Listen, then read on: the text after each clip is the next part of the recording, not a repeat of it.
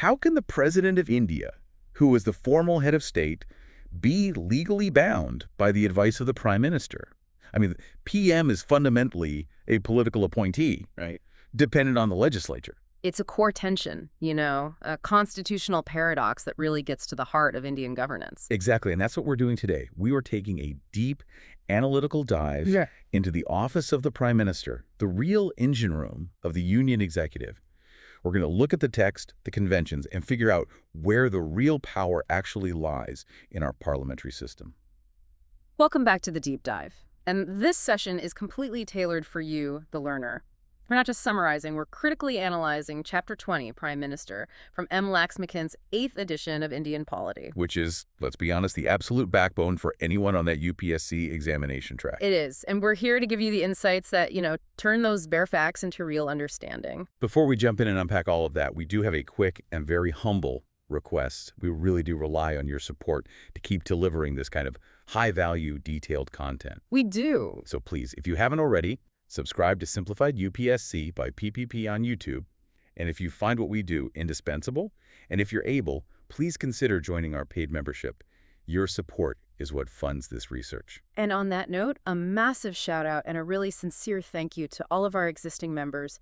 You are the foundation of this community, and your support is just invaluable. It's what lets us create these super useful deep dives for everyone. Absolutely. And while you're at it, don't forget to give this deep dive a like right now, and please share your valuable comments below. Let us know what you think. And a quick word on the notes. The free notes, which include practice PYQs, are all available on our Telegram channel. Right.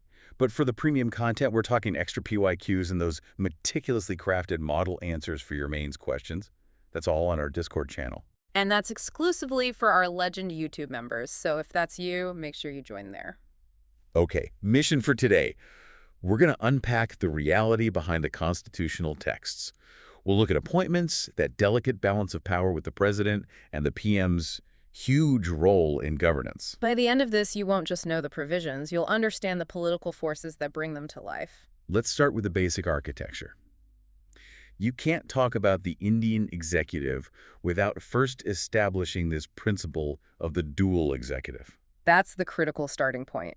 Our system, borrowed from Westminster, splits the executive authority. First, you have the nominal executive. The president. The president. They are the de jure or the titular head of state. So all executive actions are formally taken in the president's name. They're the symbol of the state. But, and this is the big but, the actual job of running the government, of making those tough policy calls, that all falls to the Prime Minister. Who is the real executive? The de facto head of government. Now, this distinction is fairly well known, but the constitutional hinge that makes the PM's power so definitive, that's what you really need to grasp. And that hinge is Article 74. Article 74. It mandates that there must be a council of ministers with the Prime Minister at its head to aid and advise the president. And here's the crucial part, the constitutional magic, if you will. Go on. The advice given by this council of ministers, it's legally binding on the president. Binding, not optional. So the nominal head of state has no choice but to accept the advice of the head of government. Exactly. The president can't just ignore it.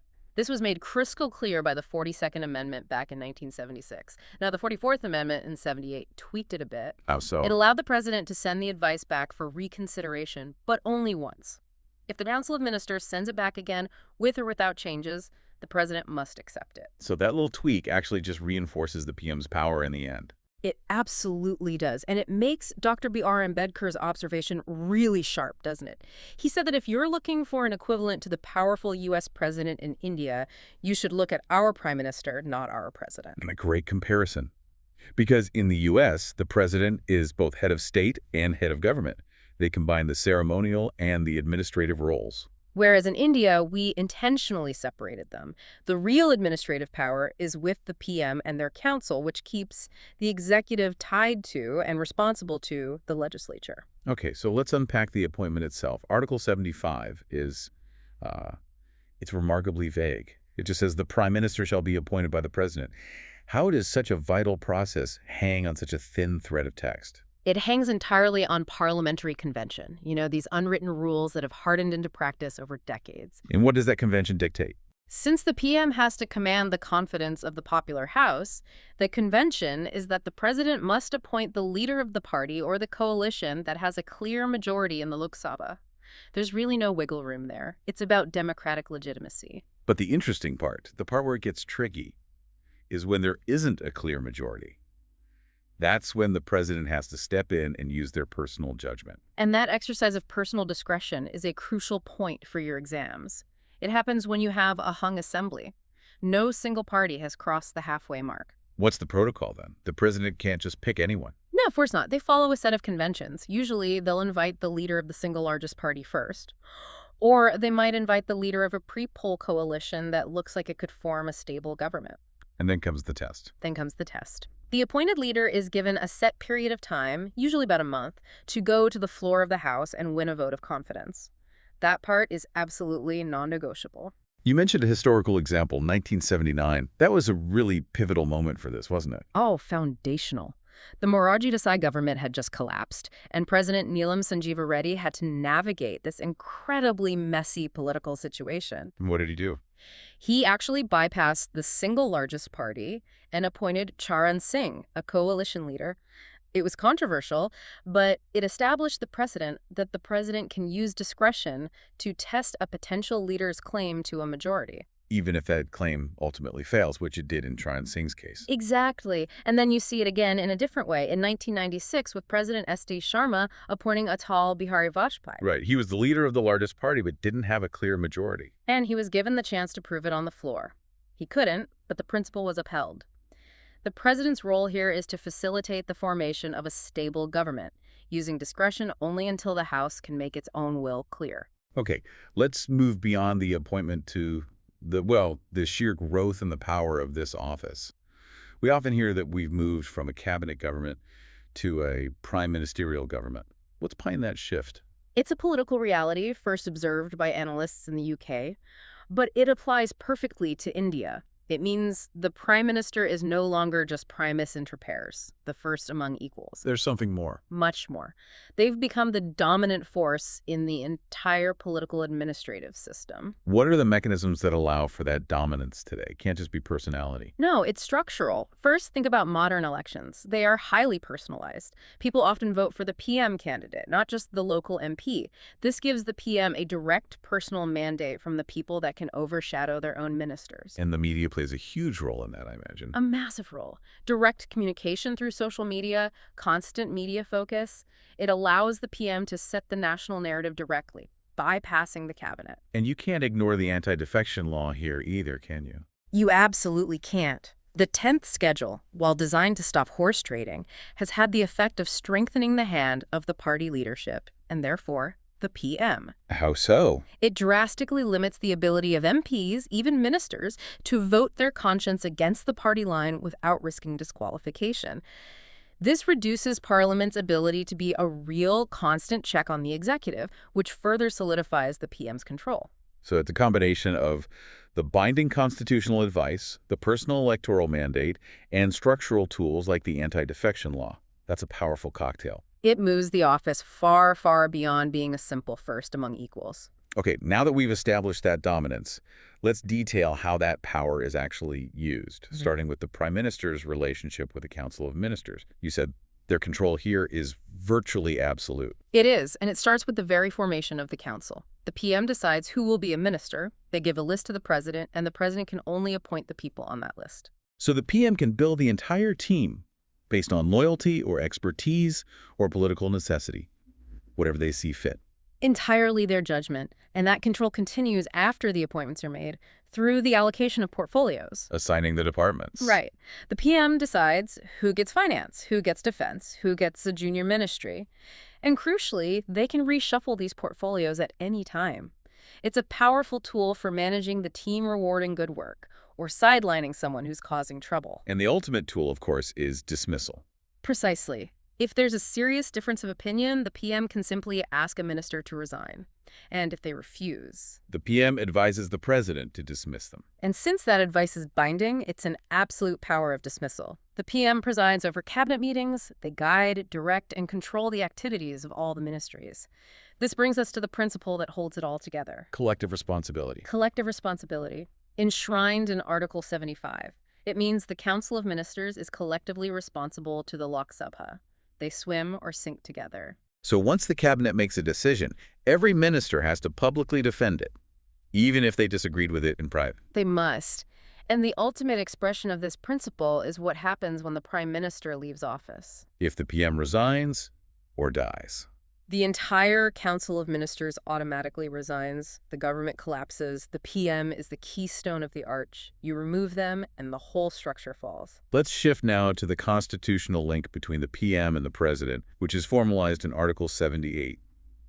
This isn't about granting power, but imposing duties on the PM. That's a great way to put it. Article 78 is vital. It makes the PM the official channel of communication, ensuring the President is kept in the loop, even if their direct power is limited.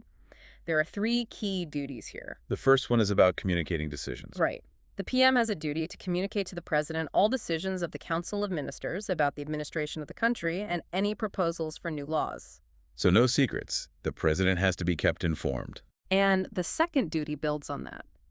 The PM must provide any information the President asks for regarding administration or legislation. The President has a right to be informed. Okay, and the third duty. You said this one is often overlooked, but it's an important internal check. It really is. It says the PM must, if the President requires it, submit for the consideration of the entire Council of Ministers any matter on which a single minister has made a decision, but which hasn't been discussed by the full Council. Wait, so if the President thinks a minister is going rogue, acting on their own on a big issue, the President can basically say, hold on, I want the entire cabinet to discuss this. It's a safety valve to enforce that principle of collective responsibility and prevent a single minister from taking a major unilateral decision. That's fascinating. It's a subtle but potentially very powerful tool for the President. It is, though it's rarely used. Finally, let's talk about the PM's influence over all those other top-level appointments. It goes way beyond just the ministers. Right. The President makes the formal appointments, but it's all on the advice of the Prime Minister. It is. And the list of these functionaries is, well, it's extensive. It really shows you the reach of the PM's office. Let's run through some of them. You've got the Attorney General of India, the Controller and Auditor General, or CAG. The nation's chief auditor. Exactly. Then the chairman and members of the UPSC, the body that recruits our civil servants. And it extends to the electoral and financial bodies, too. Yes. The chief election commissioner and the other election commissioners, and the chairman and members of the Finance Commission, which is so critical for center-state financial relations. So this is where we need to get analytical. If the PM effectively controls who gets appointed to these supposedly independent watchdog bodies, what does that do to their independence? That is the heart of the matter. These institutions are designed to be independent, with things like security of tenure. But the fact that the executive, on the PM's advice, is the one choosing the person for the job, it inevitably creates a certain political dynamic. So the effectiveness of the institution then relies heavily on the integrity of the person the PM chooses. Precisely. If the choice is based on political loyalty rather than competence and neutrality, it can, over time, erode the very checks and balances these institutions are meant to provide. It's a constant point of debate and a fantastic area for a mains question. Okay, so we've mapped out the PM's formal powers. Let's shift to their other roles. The PM isn't just an administrator. They're a political leader, a policy driver. They wear many hats. They absolutely do. Let's break down these non-constitutional but equally critical roles, starting with their position in Parliament. The PM is the leader of the House in the Lok Sabha. What does that actually mean in practice? It means they set the government's entire legislative agenda. They decide which bills get priority, they guide the strategy on the floor, they manage the schedule. Their command over the majority party ensures the government's business gets done. Second, they're the leader of their political party. Which is where their real political muscle comes from. They command the loyalty of the MPs, they have a huge say in who gets tickets to fight elections, and they dictate the party's messaging. A strong party leader is a strong prime minister. And there's the outward-facing role, the chief spokesperson for the nation. Yes, the PM is the primary voice of the government on the world stage, at the UN, Ch20, wherever. And domestically, they're the crisis manager-in-chief. During an economic crisis, a security threat, a natural disaster, All eyes turn to the Prime Minister's office. Which connects directly to PYQs on things like internal security or disaster management. The buck stops with the PM. It does. The PM has to coordinate the Home Ministry, Defense, External Affairs. They are the final strategic decision maker. And finally, the political head of the services. What does that mean for the bureaucracy? It means the overall policy direction and tone for the entire civil service flows from the PM's office. The political will of the Prime Minister, often channeled through the Cabinet Secretary, sets the agenda for the entire administrative machine. This all brings us back to the big question of why we chose this system. Let's look at the merits again. The big one is harmony between the branches. That's the primary merit, yes. Because the executive is drawn from the legislature, there's a natural interdependence. You avoid the kind of gridlock you often see in presidential systems where the executive and legislature are controlled by different parties. And that leads to responsible government. Precisely. Accountability is built in. Ministers are constantly on the hook to Parliament, and Parliament has powerful tools to enforce that accountability. Like the no-confidence motion. The ultimate weapon, but also things like question hour, adjournment motions. They all create daily oversight. It's designed to prevent the executive from becoming a despotism.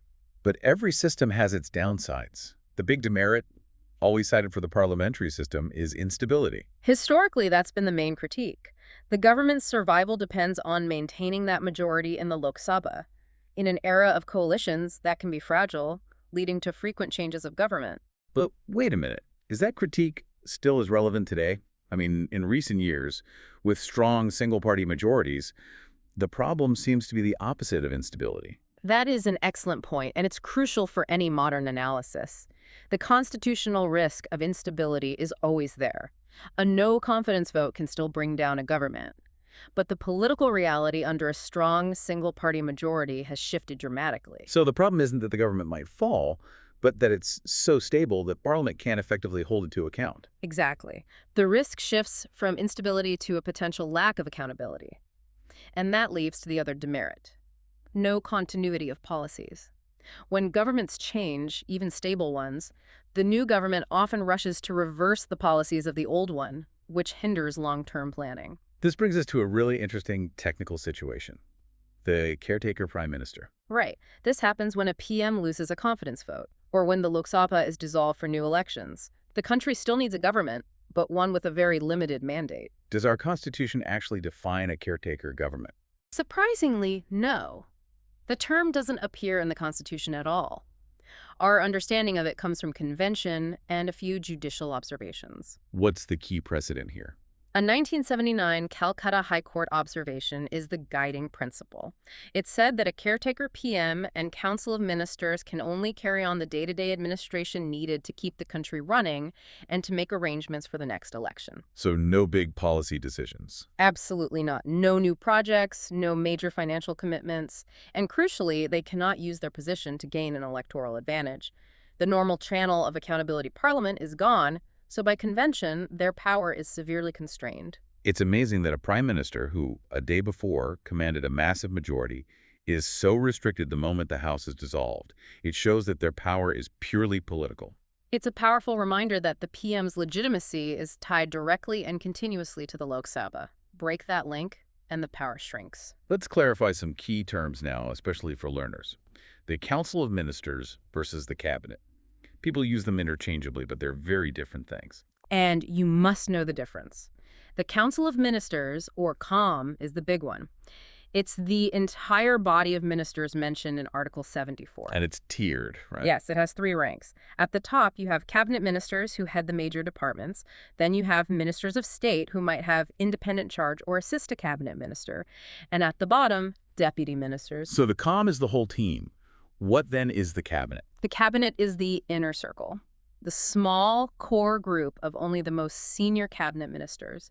It is the highest decision-making body in the government. Its small size allows for speed, secrecy, and efficient policy formulation. So the cabinet is like the executive committee of the government. That's a perfect analogy. And the prime minister stands at the head of that committee. The cabinet sets the policy, and the wider council of ministers implements it. Understanding that hierarchy is key to seeing how power is concentrated. Now, for a critical difference between our system and the British one, the absence of legal responsibility for ministers in India. This is a huge point of contrast. In the British system, every official act of the monarch must be countersigned by a minister. And that minister is then legally on the hook for it. Exactly. If the act is found to be illegal, that minister can be taken to court. It's a legal check on executive action. And in India. There is no such provision. Our Constitution does not have the concept of legal responsibility for a minister's advice. A public act by the president does not need a minister's countersignature to be valid. Why did our framers leave that out? They were concerned it could lead to paralysis, with ministers afraid to give bold advice for fear of legal challenges. And to make the point even stronger, Article 742 explicitly bars any court from even inquiring into the nature of the advice given by ministers to the president. So you can't even get started on a legal challenge based on the advice given? You can't. This means that in India, accountability is purely political. It rests entirely on that doctrine of collective responsibility to Parliament. A minister can be removed politically, but not held liable in a court for the policy advice they gave. Which brings us full circle.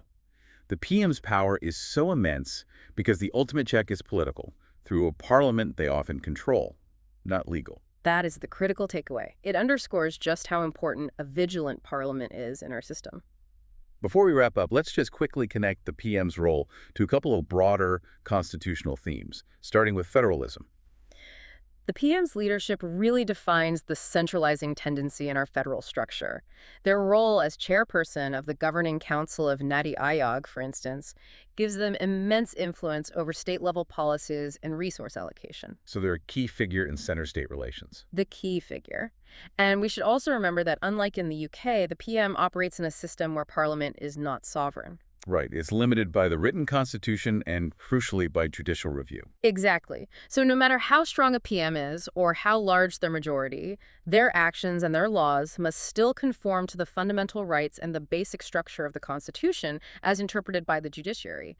That is the ultimate backstop. What a fantastic deep dive. We've really covered the constitutional and the political dimensions of the Prime Minister's office. We have. We've gone from the core distinction between the real and nominal executive, rooted in Article 74, to the PM's absolute control over the Council of Ministers and their role as the vital link to the president under Article 78. And we've seen why the term Prime Ministerial government really is an accurate description of the modern political reality. For your UPSC success, you have to get this. Understanding Articles 74, 75, and 78 isn't about memorizing them. It's about seeing how they create the entire framework for accountability and leadership through which all major national policies are driven. So to leave you with a final thought to chew on, we've established that we have a prime ministerial government where power is very centralized. We've also established that there is no legal responsibility for ministers, leaving only the political check of collective responsibility. Right. So here's the question. In an era of strong single-party majorities, where that political check might be weaker, how effectively do you think the doctrine of collective responsibility actually functions today as the ultimate safeguard against executive overreach? Is there a conflict between stability and accountability? A great question to reflect on as you continue your studies. Thank you so much for joining us for this deep dive. We truly rely on your support to keep doing this. So please subscribe to Simplified UPSC by PPP, give this video a like, and share your valuable comments. And a huge thank you again to our members. You are our backbone. Remember, free notes are on Telegram, and the premium content with mains model answers awaits our legend members on Discord. Until our next deep dive, stay curious and keep learning.